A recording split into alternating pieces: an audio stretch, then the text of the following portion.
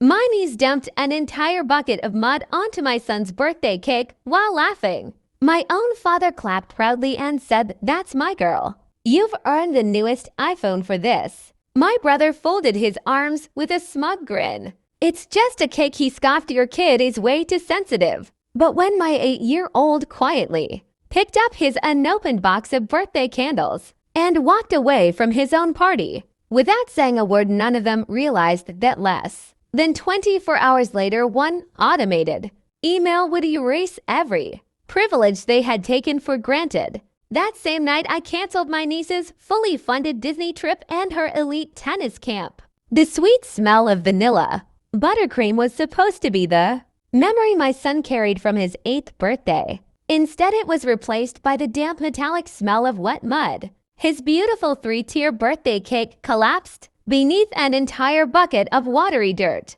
after my 11-year-old niece deliberately dumped it over the top. The laughter vanished. One by one, our guests exchanged uncomfortable looks before quietly gathering their belongings and leaving. My son stood frozen for a moment. Then he picked up the unopened box of birthday candles he had been so excited to use, turned around, and silently walked to the front steps of the house. He sat there alone, watching everyone leave. Meanwhile, my father, Arthur, never even bothered to stand, relaxing in his lawn chair with a glass of sweet tea. He admired the destroyed cake as though he were looking at a masterpiece. I promised her a brand new iPhone if she actually went through with it, he announced loudly, making sure I heard every word.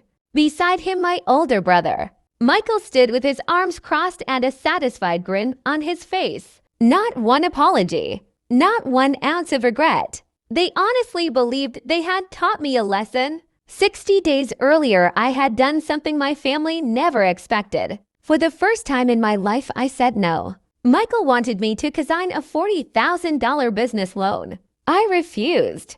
I had already lost $22,000 helping him out of previous financial disasters. I wasn't willing to lose another dollar. My father took that personally. Apparently, closing my wallet was enough to make me the enemy. So this was their revenge. They used one child to ruin another child's birthday. As I looked at their smiling faces, something inside me became completely still. Not anger, not sadness, just absolute clarity. They had become so comfortable treating me like their personal bank account that they forgot one simple truth. I was quietly funding the lifestyle they enjoyed.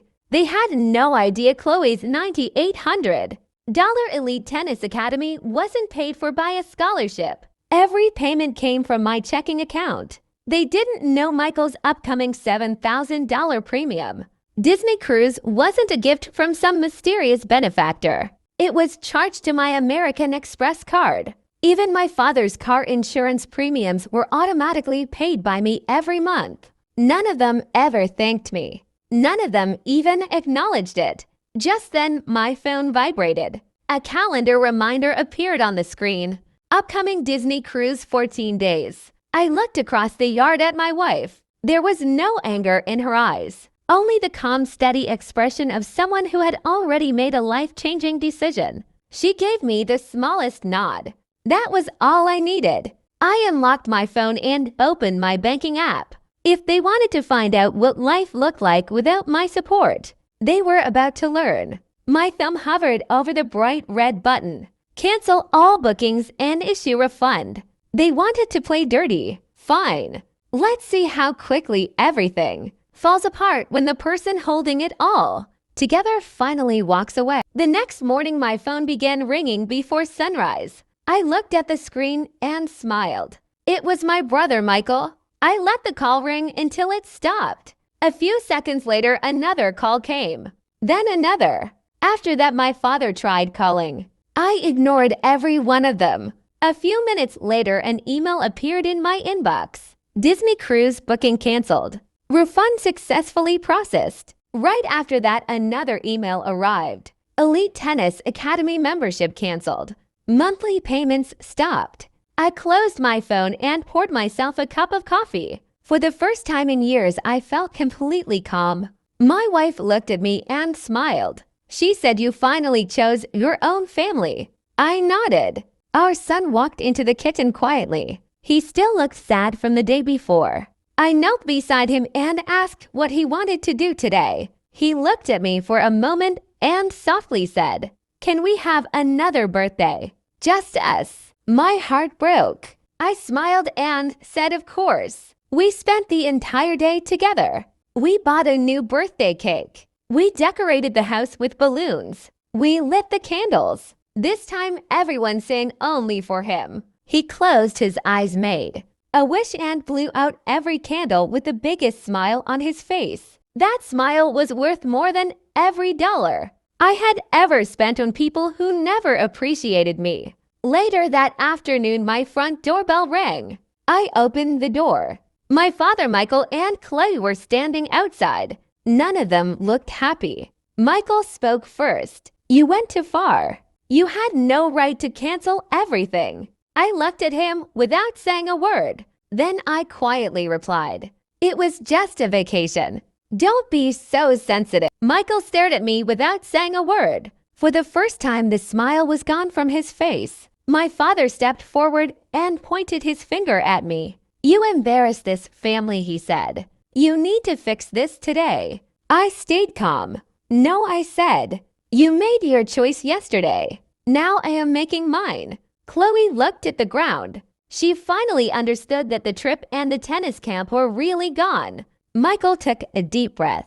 "You are punishing a child," he said. I looked straight into his eyes. "Yesterday you used my child to get revenge on me. Now you want me to feel sorry for yours." Nobody answered. The silence became heavy. Just then my son walked to the front door. He stood beside me holding the small birthday gift he had opened that morning. He looked at Chloe and quietly asked, "Why did you ruin my birthday?" Chloe could not answer. She looked away with tears in her eyes. My father tried to change the subject. "Enough of this," he said. "Just pay for the trip again and we will forget everything." I slowly shook my head. There is nothing left to forget. From today, every payment is over.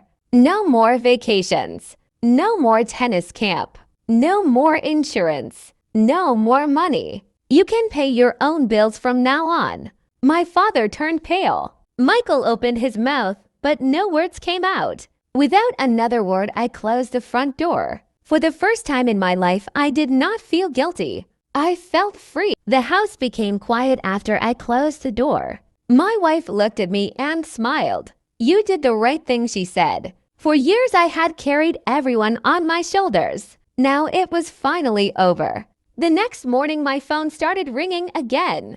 This time it was my aunt. She asked if the stories she had heard were true. I calmly told her everything that had happened. She was silent for a moment. Then she said, "I never knew you were paying for all of that." By the afternoon, more family members called. One by one, they learned the truth. Nobody knew I had been paying my father's insurance. Nobody knew I had been paying for Chloe's tennis academy. Nobody knew I had booked Michael's Disney cruise. The people who had blamed me only a day earlier suddenly became very quiet. That evening, Michael sent me a long message. He said he was sorry. He said Chloe was crying because she had lost everything. I read the message once. Then I locked my phone without replying. My first responsibility was not to my brother. It was to my son. I walked into his room. He was building a small Lego castle. He looked up at me and smiled. "Dad, this was the best birthday ever after all." That single sentence meant more to me than anything my family could ever say. The next day, I received another message from Michael. This time, he asked if we could meet and talk. I agreed because I wanted everything to end peacefully. We met at a small coffee shop. Michael looked tired. He had dark circles under his eyes. He took a deep breath and said, "I made a mistake. I should never have let Chloe ruin your son's birthday." I listened quietly. Then I asked him one simple question. "Did you come here to apologize? Or did you come here because you want the money back?" He looked down at his coffee. He did not answer. That was all I needed to know.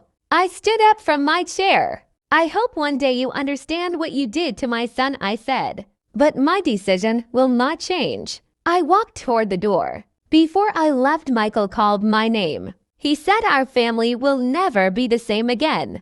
I turned around one last time. You are right, I replied. From now on, my family is the people who love and respect my wife and my son. Everyone else can take care of themselves. I walked out without looking back. When I reached home, my son ran to the door and hugged me. At that moment, I knew I had not lost my family.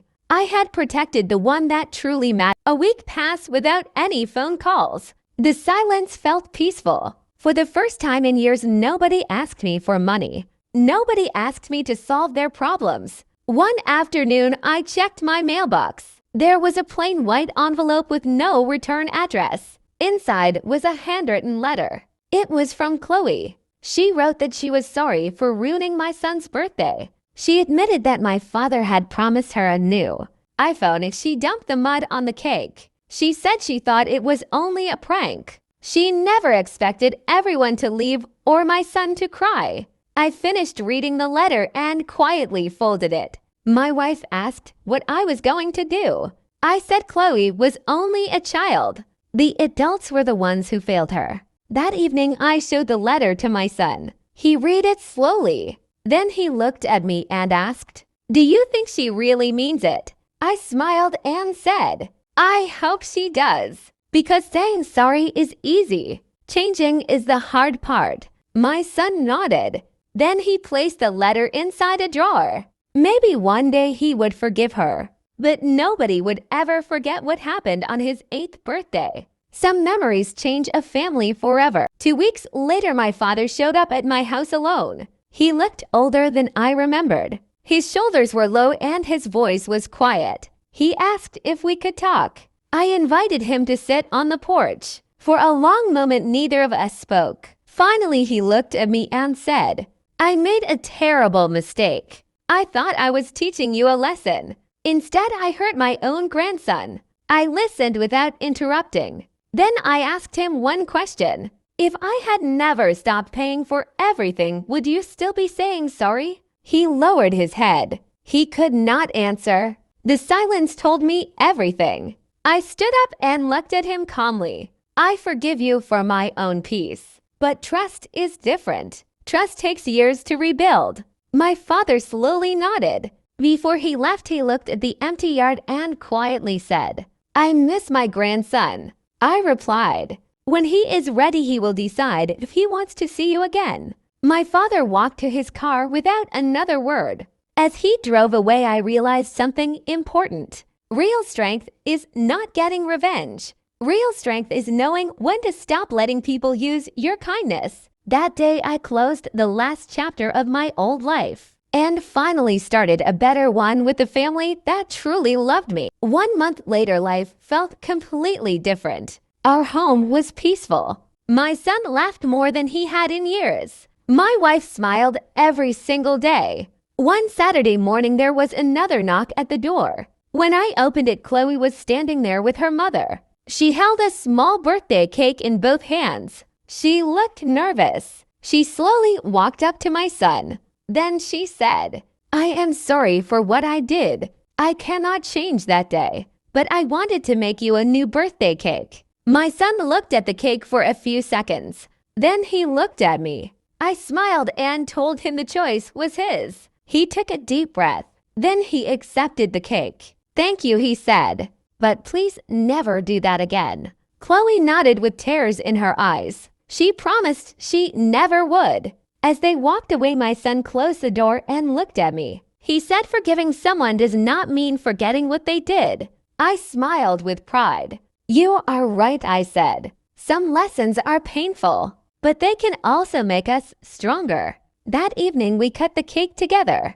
This time there was no mud, only laughter, only peace, only the family we had chosen to protect. 3 months passed and everything changed. Michael sold his expensive car to pay his debts. My father started paying his own insurance for the first time in years. Nobody asked me for money anymore. They finally understood that my kindness was never something they were entitled to. One evening, my phone rang. It was Michael. He asked if he could bring Chloe to visit. I looked at my son. He thought quietly for a moment. Then he said, "Everyone deserves one more chance if they are honest." The next afternoon, they came to our house. This time, there were no arguments, no pride, no excuses. Michael looked at my son and said, "I failed to protect you that day. I am truly sorry." Chloe handed him a small gift. Inside was a new box of birthday candles. She smiled and said, "I hope one day we can celebrate your birthday the right way." My son smiled back. "Thank you," he said. "Maybe next year." For the first time in a very long time, everyone left with peace instead of anger. As I watched them drive away, I realized something important. Money can help people, but respect and trust are worth far more. Once they are broken, they can only be earned back through actions, not words. 1 year later, my son's 9th birthday finally arrived. This time, the house was filled with happiness. There were balloons, music, and a beautiful birthday cake. My son smiled from the moment he woke up. Before the party started, he looked at me and said, "Dad, this is all I ever wanted. Just our family together." I hugged him and told him I loved him. A little later, the doorbell rang. Michael and Chloe arrived with a simple gift. They asked if they could join the celebration. My son smiled and welcomed them inside. Even my father came. He stayed quiet and respectful. He did not try to control anyone. He simply wished his grandson a happy birthday. When it was time to cut the cake, everyone gathered around. My son looked at the candles. Then he closed his eyes, made a wish, and blew them out. Everyone clapped. This time there was only joy. No mud, no tears, no cruelty. As I watched my son laugh, I realized the greatest revenge had never been canceling the trips or stopping the money. The greatest revenge was building a peaceful life where the people I loved felt safe, respected, and happy. That day, I learned one lesson I will never forget. Never let anyone treat your kindness like a weakness. Protect the people who truly love you. Everything else will take care of itself. The end.